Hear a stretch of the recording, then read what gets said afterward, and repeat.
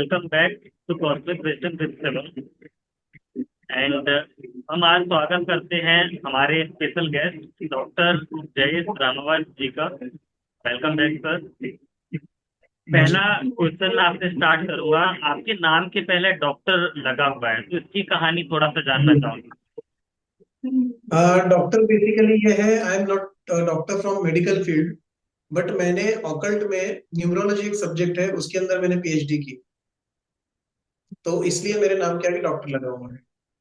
तो यहाँ से मेरा एक क्वेश्चन और निकल के आता है कि न्यूमरोलॉजी में जो पीएचडी आपने की है, ये एजुकेशन क्वालिफिकेशन के लिए क्या बैकग्राउंड आपका रहा, अभी तक का क्या एजुकेशन बैकग्राउंड है आपका?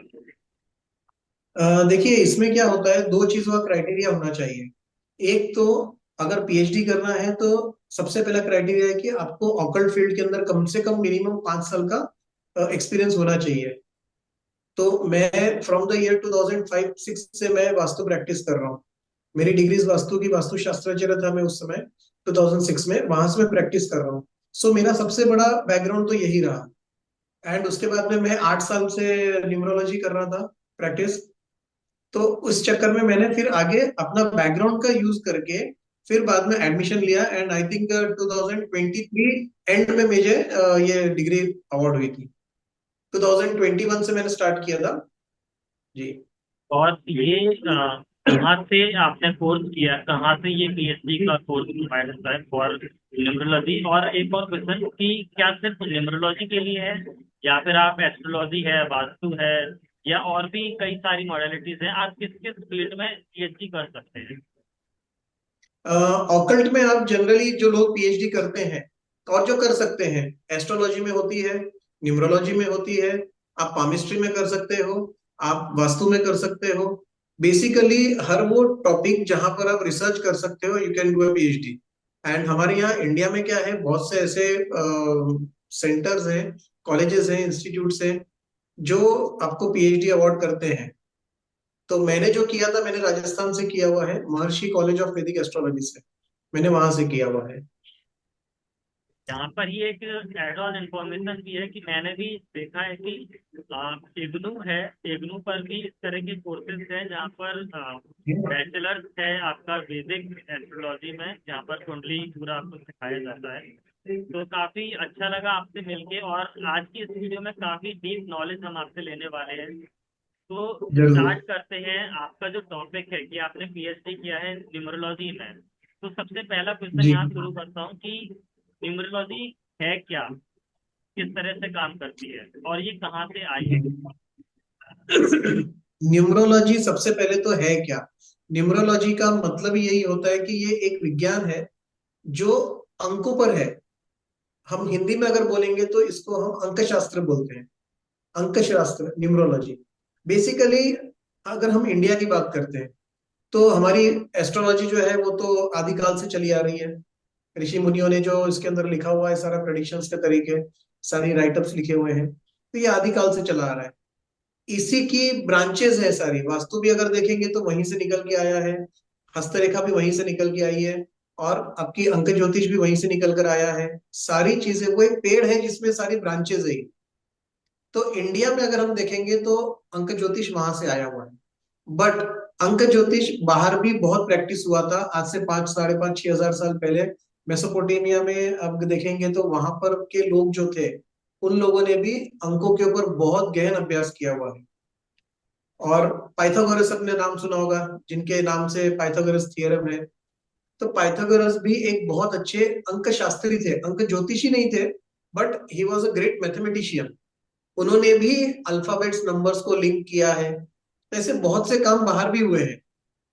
तो हम अपने वैदिक तरीके से भी देखते हैं एस्ट्रोलॉजी को, सॉरी न्यूमरोलॉजी को।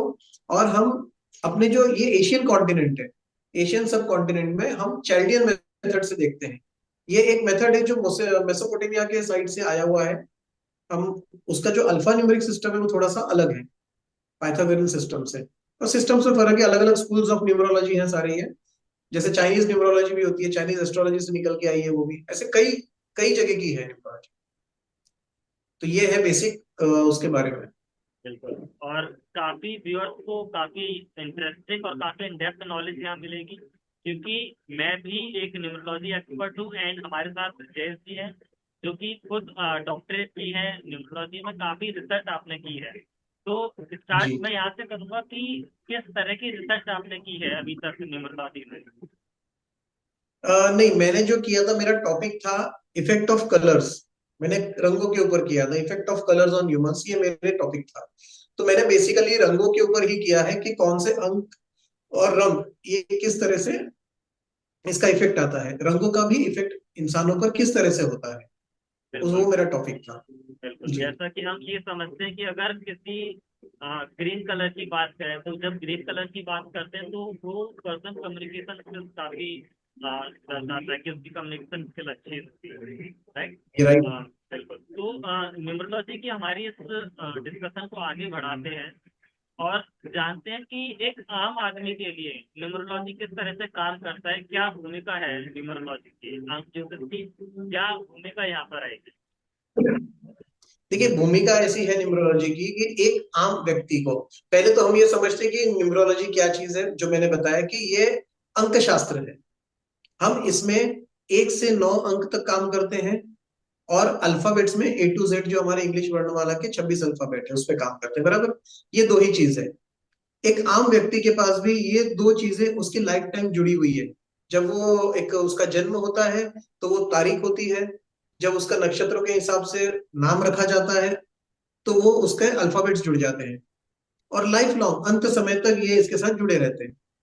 तो इसी चीज को आगे बढ़ाते हुए हम ये देखते हैं कि अगर थोड़ा भी ज्ञान हमें है, या हम किसी से वो ज्ञान लेते हैं, तो हमारे अपने अंकों के हिसाब से, जन्म तारीख के हिसाब से, हमारे लकी अंक कौन से होते हैं, हमारे फेवरेबल कलर्स कौन से होते हैं, हमारे लिए तारीख कौन सी अच्छी होती है, हमारे लिए वार कौन से अच्छे होते हैं, हमारे लिए कौन सा साल अच्छा होगा, हम किस तरह से आगे बढ़ सकते हैं, वो सारी चीजें अंकों के अंदर छिपी हुई है।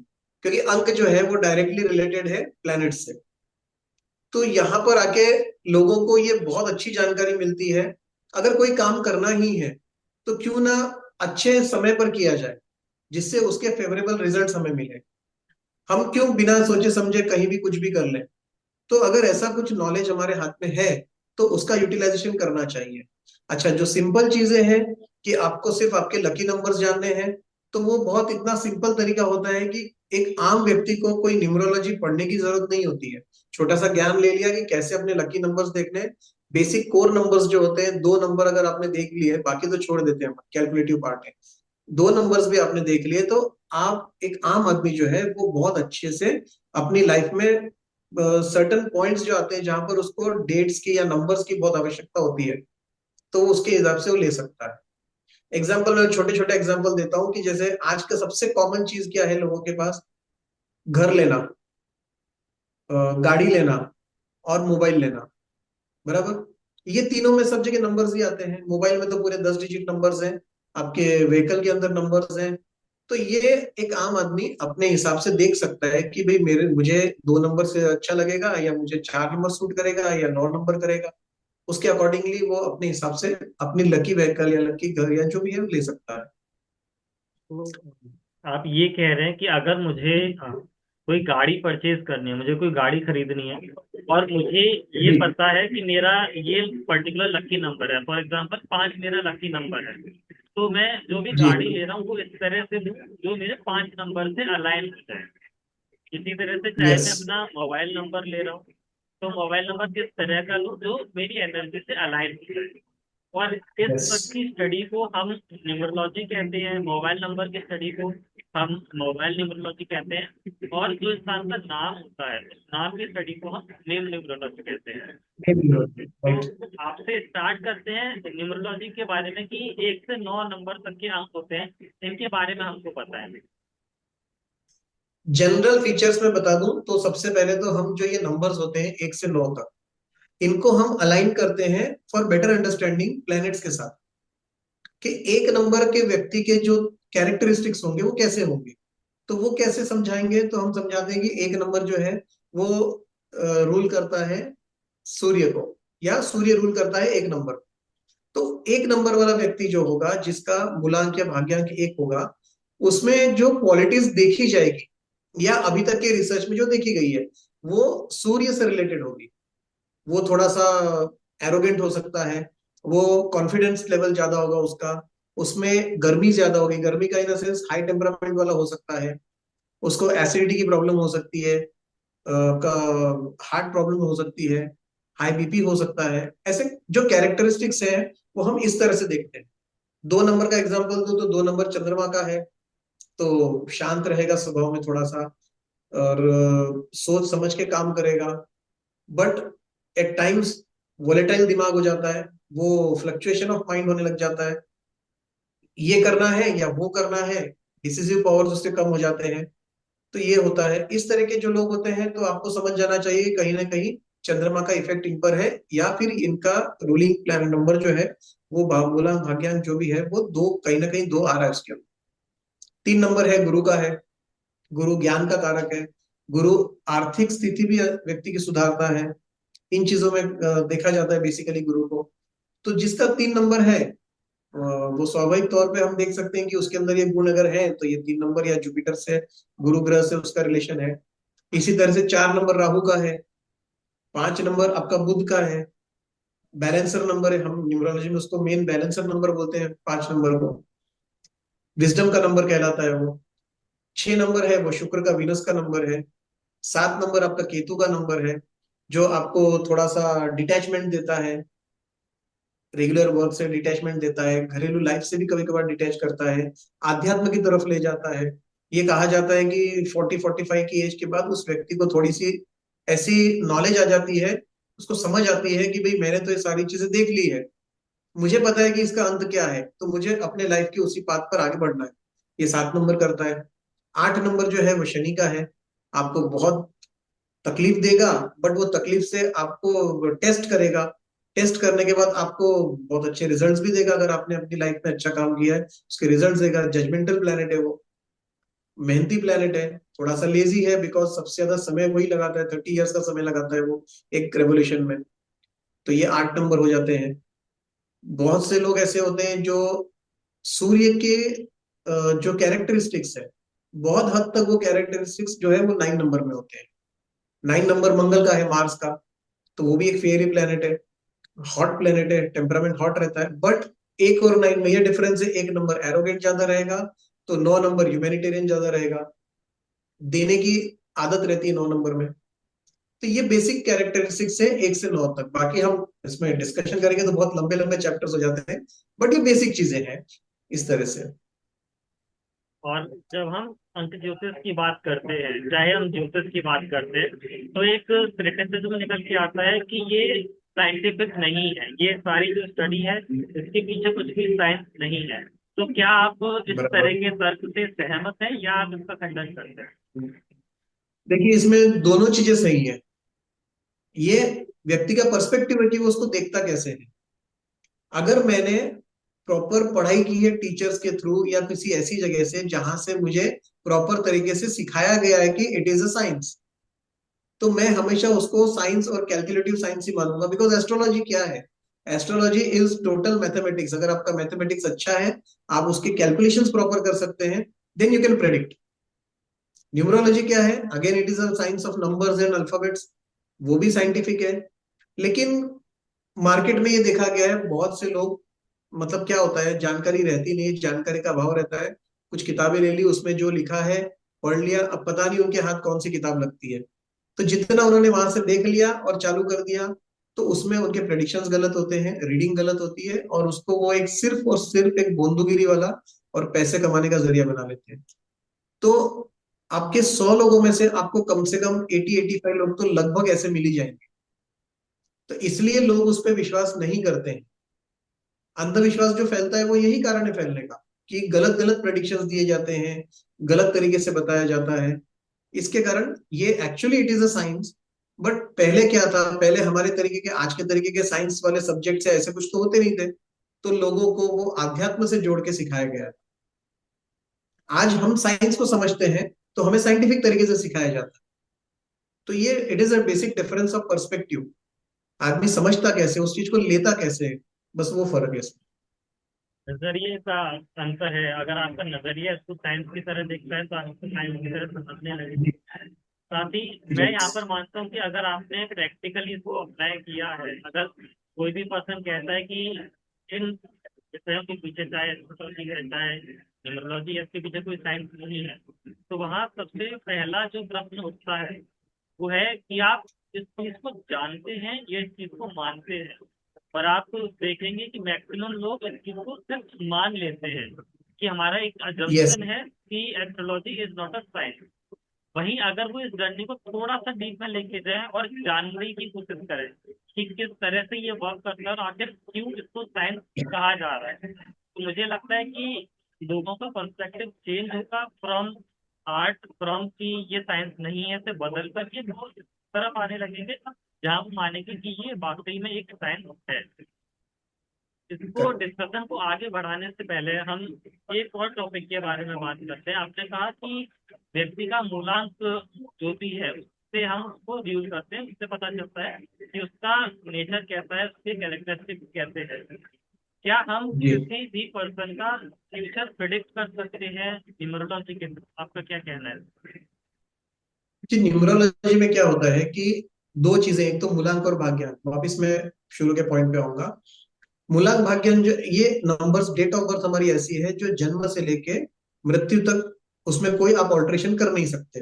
ठीक है, ये विधि का विधान है कि ये समय है और ये जन्म दिन है तो ये है। अब इसके जो मूलांक और भाग्यांक का सिद्धांत है, तो वो इन्हीं में से नंबर्स निकल के आते हैं और हम इसके हिसाब से ही आगे प्रेडिक्ट करते हैं। प्रेडिक्शन बेसिकली क्या होता है? सबसे पहले ये होता है कि आदमी के जो व्यक्तित्व है, कैरेक्टरिस्टिक्स है, वो कैसे है, बीमारी होने के चांसेस कौन से हैं, शरीर का कौन सा अंग खराब हो सकता है, बिकॉज अगेन वो सारी चीजें रिलेटेड टू प्लैनेट्स। दूसरा, हम इसके अंदर ये देख सकते हैं सारे कॉम्बिनेशंस के आधार पर कि अगर आपके पास फलाने कोई ये नंबर्स की जो सीक्वेंस है वो मौजूद है तो आपको ऐसा होगा। अगर आपके पास समझिए ये चीज नहीं है, जैसे अगर एग्जाम्पल के तौर पे कि अगर आपके पास 6 नंबर की कमी है, 6 नंबर नहीं है, तो कहीं ना कहीं 6 नंबर किस कैरेक्टरिस्टिक्स को या किस प्लेनेट को डिफाइन कर रहा है। अगर 6 नंबर आपका फैमिली का नंबर डिफाइन करता है क्योंकि वो शुक्र से रिलेटेड है, आप शादीशुदा है, तो पहली चीज तो आपकी शादी में अड़चने बहुत आएगी। ये भी हो सकता है शादी होने के बाद भी तकलीफ आ सकती है, ये भी एक पॉसिबिलिटी है। या फिर अगर शादी हो गई तकलीफ नहीं आई तो आगे फैमिली के अंदर आप बहुत ज्यादा तकलीफ में आ सकते हैं। तकलीफ इन द सेंस परेशानियां, थोड़ा चिंताएं बहुत बढ़ सकती है फैमिली को लेकर। क्यों? क्योंकि ये सब चीजों को संभालने के लिए जो वीनस है, शुक्र है, उसकी मौजूदगी आपके पास नहीं है। तो इस तरह से हम नंबर्स के कॉम्बिनेशंस को देख के, उनकी सीक्वेंसेस को देख के, कैलकुलेटिव पार्ट रहता है उनका, कैलकुलेशंस करके हम ये देखते हैं कि व्यक्ति के जीवन में आने वाले समय में कौन सी तकलीफें आने के चांसेस हैं। ऐसा नहीं कि ये होगा तो ये होगा ही होगा, हमने कुछ बोल दिया कि ऐसा ही होने वाला, ऐसा नहीं है। हम इसको स्टडी करते हैं कि कौन से प्रॉब्लम्स आने के चांसेस ज्यादा है, तो इस हम तरह से प्रेडिक्शन होते हैं। बिल्कुल हम अंक यूसुफ की हेल्प से ये समझने की कोशिश करते हैं कि किसी भी इवेंट के होने की प्रोबेबिलिटीज कितनी है।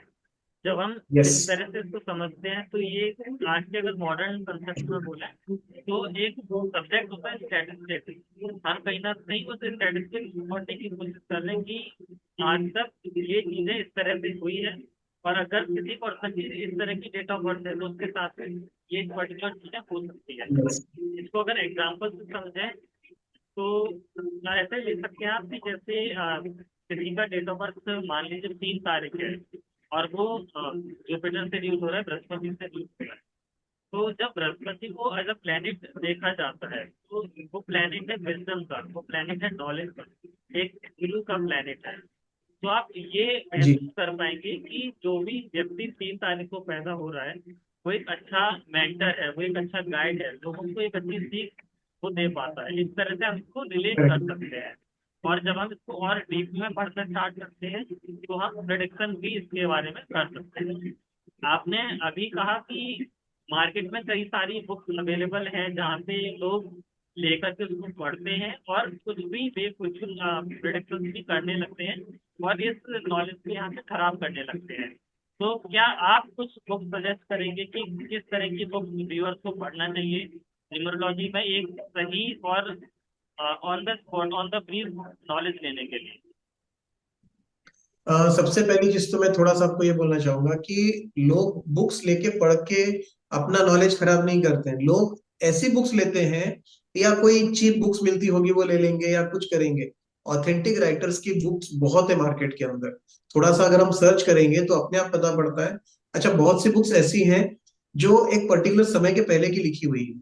जैसे कोई 40-50 साल पहले लिखी होगी, कुछ और लिखी होगी। बिकॉज मेरा ये प्लेटफॉर्म पे किसी के बुक्स को नाम लेके बताना भी ठीक नहीं रहेगा। बट बहुत से ऐसे राइटर्स मिलेंगे आपको जिनका बहुत ऑथेंटिक मटेरियल है। वो आप आराम से आपको बुक स्टोर्स पे मिल जाती है। या इस टाइप के ऐसे सेलर्स हैं जो सिर्फ और सिर्फ ऑकल्ट की ही बुक्स बेचते हैं। वो आपको बराबर गाइड भी करते हैं कि आप ये राइटर की मत लो, if you are a beginner आप ये नहीं ये वाली लो, ये आपको समझने में आसान होगी। उसके बाद सेकंड स्टेज पे आप ऐसी वाली किताब लो। ऐसे बहुत से लोग गाइड भी करते हैं। ऐसे ही अभी एक हमारे परिचित हैं, एस्ट्रो बुक्स करके है, दिल्ली के ही हैं, संजीव शर्मा जी। मैं उनका नाम क्यों ले रहा हूँ, बिकॉज वो बहुत हेल्प करते हैं, इस चीज में बताते हैं, उसका इंडेक्सेस भेजते हैं, क्लियर बताते हैं इसमें ये चीजें आएगी, यही सीखो, आप यहाँ से शुरुआत करो। तो ये ऐसी बहुत सी चीजें मार्केट में अवेलेबल है। और आप गूगल वगैरह पे भी ढूंढ सकते हैं, आपको मिल जाएंगे कुछ अच्छे पुराने राइटर्स की किताबें। बाहर विदेशी राइटर्स की भी बहुत किताबें आती हैं। अब अभी मैंने देखा है कि जनरली कीरो की book of numbers, कीरो book of numbers ये सबसे कॉमन है। किसी को आप न्यूमरोलॉजी पूछेंगे वो बोलेगा कीरो की बुक आती है। तो कीरो की बुक आती है, वहां से भी आप पढ़ सकते हैं।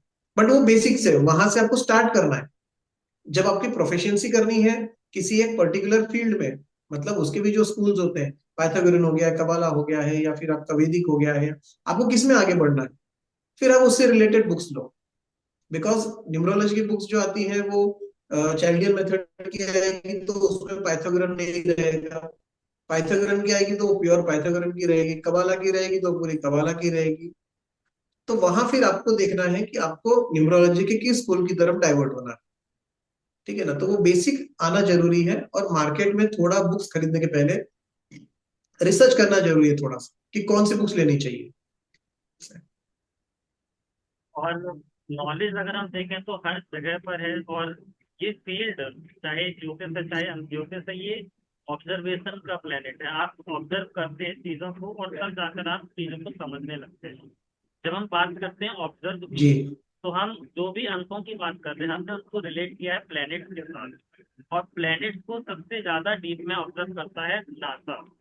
तो अगर आपको अंक ज्योतिष के बारे में या फिर ज्योतिष के बारे में और डीप में समझना है, तो आप अपने इंट्यूशन को यूज करें। और नासा की वेबसाइट पर जाकर के जब आप उस प्लेनेट के बारे में पढ़ना स्टार्ट करते हैं, तो आपको काफी डीप में नॉलेज मिलती है कि इस प्लेनेट के क्या क्या कैरेक्टर्स हैं, क्या क्या नेचर है। और उन चीजों को आप यूज करते हैं अपने एस्ट्रोलॉजी की नॉलेज में, उसकी प्रोडिक्शन में, न्यूमरोलॉजी की नॉलेज में, उसकी प्रोडिक्शन में। जयेश जी, आपसे राइट। शुरू करते हैं हम डिस्कशन को। और जानते हैं कि आखिर बर्थ नंबर या फिर जो मूलांक है ये क्या होता है और किस तरह से कैलकुलेट किया जाता है।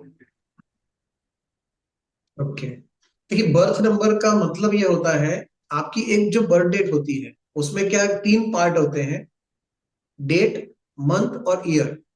तो जब हम बर्थ नंबर की बात करते हैं या मूलांक की बात करते हैं, मूलांक का मतलब क्या होता है, मूल अंक, जो सबसे पहला अंक था। मूल अंक जो है, बेस नंबर जो होता है वो वही होता है। उसका कैलकुलेशन कैसे होता है कि जो आपकी डेट है, समझो किसी की डेट है 21/1/1990, तो जो शुरुआत में जो तारीख है 21, हमें इसे लेना है कैलकुलेट करने के लिए। और न्यूमरोलॉजी में ऐसा है कि आप जब भी कैलकुलेशन करते हैं किसी चीज का, आपको हमेशा प्लस करते करते एक सिंगल नंबर पे आना पड़ता है।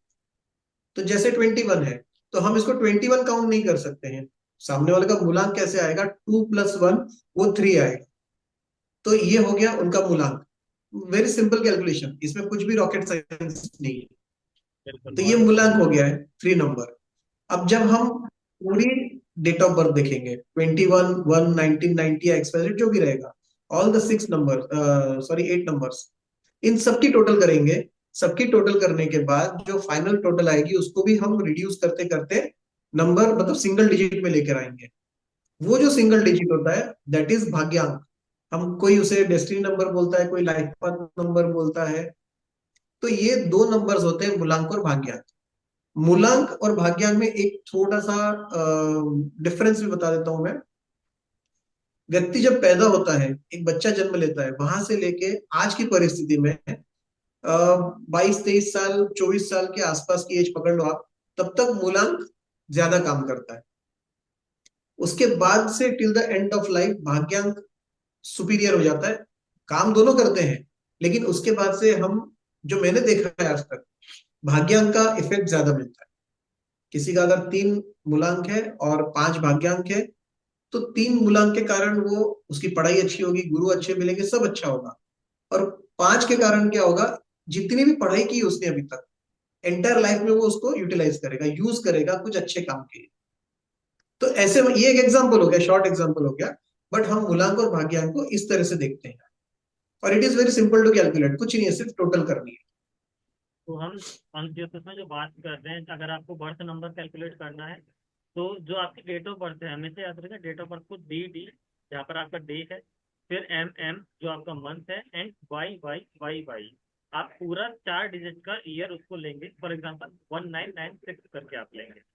जब बर्थ नंबर निकालना है तो केवल डी डी वाले कंपोनेंट को आप ऐड करेंगे, और सिर्फ तब तक ऐड करेंगे जब तक वो सिंगल डिजिट में ना आ जाए। फॉर एग्जाम्पल अगर आप 29 नंबर लेते हैं, तो जब 2 + 9 करते हैं तो आपका आता है 11। तो आपको 11 नहीं लेवल। लेना है, इसको 1 + 1 करके वापस से सिंगल डिजिट पर 2 पर लेकर के आना है, और तब आप इसको आगे प्रिडिक्शन और एनालिसिस कर पाएंगे। हम सिंगल डिजिट में क्यों ला रहे हैं, इसका कारण है कि अंक ज्योतिष में हम जीरो से, सॉरी, हम 1 से 9 नंबर तक लेते हैं, 0 नंबर को न्यूमरोलॉजी में हम बहुत ज्यादा इंक्लूड नहीं करते हैं। इसलिए हम सिंगल डिजिट तक आने के लिए उसको तब तक ऐड करते हैं जब तक वो एक नंबर पर नहीं आ जाता है। इसी तरह से डेस्टिनी नंबर या फिर भाग्यांक बोलेंगे, तो आपका जो टोटल डेट ऑफ बर्थ है उसको ऐड करेंगे और एक सिंगल डिजिट पर आप आएंगे। जैसे कि अगर राइट। किसी को अंक ज्योतिष सीखना है, तो आप किस तरह से उनको हेल्प कर सकते हैं, किस तरह से उनको गाइड कर सकते हैं, इसके बारे में जरूर हमारे व्यूअर्स को बताइए। सर, सबसे पहली चीज तो है, अंक ज्योतिष सीखना है तो आज बहुत से ऐसे लोग हैं, बड़े बड़े अंक शास्त्री हैं, ज्योतिष हैं, जो सिखाते हैं। कॉलेजेस में भी इनकी एजुकेशन होती है, बहुत सी जगह है। मैं भी सिखाता हूँ, मैं भी अपनी तरफ से कोशिश करता हूँ सिखाने की। मैं 3 तरह के कोर्स लेता था, अभी फिलहाल 2 ही लेता हूँ। एक लेता हूँ क्रैश कोर्स। क्रैश कोर्स उन लोगों के लिए है जिनको ये समझना है कि what is numerology. Crash course करके कोई प्रैक्टिस नहीं कर सकता है। क्रैश कोर्स सिर्फ ये जानने के लिए कि व्हाट इज न्यूमरोलॉजी, एक एंथुसियाज्म क्रिएट करने के लिए अंदर से। एंशियसली जो, तो उसको थोड़ा एंशियसनेस होती है समझने, क्यूरियोसिटी होती है। तो ये 3 घंटे का, मात्र 3 घंटे का एक क्रैश कोर्स है। इसमें खाली इंसाइट्स दी जाती है हर टॉपिक की, कि ये टॉपिक्स होते हैं, इसमें क्या क्या चीजें होती है, ठीक है। अब वहां पर व्यक्ति की इच्छा जागृत होती है। 10 में से समझो 2 लोगों की भी इच्छा जागृत होती है कि नहीं, हमको तो इसके आगे बढ़ना है, कुछ है इसके अंदर। उसके बाद हमारा एक 6 दिन का कोर्स आता है। अभी फिलहाल जो 19 जनवरी से शुरू हो रहा है, ओनली ऑन संडेज ले रहा हूँ मैं अभी फिलहाल, ताकि लोग वर्किंग वाले रहते हैं तो ज्यादा समय नहीं दे पाते दिन में। तो ओनली ऑन संडेज 6 संडे रहेगा, जिसमें से 5 संडे के अंदर मैं पूरा कोर्स कंप्लीट करूंगा। 6 संडे को हमारा पूरा प्रैक्टिकल सेशन रहता है। मैं वही चीज में बिलीव करता हूँ कि एटलीस्ट खाली पढ़ा के छोड़ना नहीं है, हम देखें तो सही लोगों ने सीखा क्या है, कहाँ गलती कर रहे हैं। तो प्रैक्टिकल सेशन होता है, तो उसमें सारे स्टूडेंट्स एक दूसरे की या किसी और का एग्जाम्पल लेके कुछ करके उसका पूरा प्रेडिक्शन करते हैं, from starting to up to the remedies. सारा प्रेडिक्शन होता है वहाँ पर। तो ये 2 टाइप के कोर्सेज फिलहाल मैं भी ले रहा हूँ, और इसके अंदर चाइल्डियन मेथड से ही सिखाता हूँ। एंड जो कोर्स मटेरियल है वो मेरा अपना बनाया हुआ है, क्योंकि मेरी अपनी बुक्स भी है मार्केट में, तो मैंने उसके हिसाब से आधार पर सेट किया है, चाहे वो मेरी बुक हो चाहे मेरा कोर्स मटेरियल, उसको सेटिंग वैसी की है कि व्यक्ति जो है वो 0 लेवल से भी अगर आता है, एंट्री लेवल से, तो उसको प्रैक्टिस करने लायक, प्रोफेशनल प्रैक्टिस करने लायक, तो मैं उसको तैयार कर देता हूँ। एंड फ्यूचर अगर कुछ परेशानी आती है, तो he can be always connected with us. कोई भी तकलीफ आती है तो उसको हम, क्योंकि हमको भी सीखने को मिलता है, अलग अलग एग्जाम्पल्स, अलग अलग केसेस आते हैं, तो हम भी बहुत कुछ रिसर्च करते हैं उसके ऊपर। तो ये पैटर्न है मेरा सिखाने का। बिल्कुल, और व्यूअर्स कनेक्ट कर सकते हैं आपके साथ सीखने के लिए। बाकी यूट्यूब पर हम व्यूअर्स के लिए काफ़ी गेस्ट को इनवाइट करते हैं, जो हर तरह की नॉलेज, चाहे एस्ट्रोलॉजी है, चाहे न्यूमरोलॉजी है, या वो आपका गर्भ संस्कार है या सोलर संस्कार है, इस तरह की हर एक नॉलेज को हम जितना डीप में दे सकें उतना डीप में देने की कोशिश करते हैं। आज की वीडियो जी। अगर आपको पसंद आई हो, आप प्लीज इसको लाइक कीजिए, शेयर कीजिएगा और अपने दोस्तों को भी बताइएगा कि अंक ज्योतिष जैसी भी एक विद्या है जो कि कंप्लीटली साइंस पर बेस्ड है। आप इसको साइंटिफिकली तरीके से सीख सकते हैं। कोई भी सुझाव हो, कोई भी फीडबैक हो जो आप हमको देना चाहते हैं तो कमेंट में जरूर बताएं। हम उस पर काम करने की बिल्कुल कोशिश करेंगे। कोई ऐसी इंफॉर्मेशन जो आप चाहते हैं सीखना, चाहे न्यूमरोलॉजी हो, उसमें कोई पर्टिकुलर क्वेश्चन आपको है, किसी भी तरह का सवाल आप पूछना चाहते हैं, आप हमसे पूछ सकते हैं, जयेश जी हमसे पूछ सकते हैं, या फिर आप कमेंट बॉक्स में डाल सकते हैं और हम उस प्रश्न का जो भी संभव उत्तर होगा उसको देने की कोशिश बिल्कुल करेंगे। आज के लिए thank you so much Jayesh ji for being connected with us, and हम हमारी इस जर्नी को मुझे लगता है काफी आगे तक लेके जाएंगे, जहां हम व्यूअर्स को बहुत डीप में न्यूमरोलॉजी के बारे में और जो आपकी एक्सपर्टाइज है कि कलर्स का क्या इम्पैक्ट है इंसान के ऊपर, उसको भी काफी डीप में जी आपसे जानेंगे, काफी डीप में समझने की कोशिश करेंगे। आज आपका जरूर। समय देने के लिए बहुत बहुत धन्यवाद। आपका भी धन्यवाद कि आपने हमारे लिए इतना किया ताकि ये चीजें आगे लोगों तक पहुंचा सके। Thank you so thank much. You.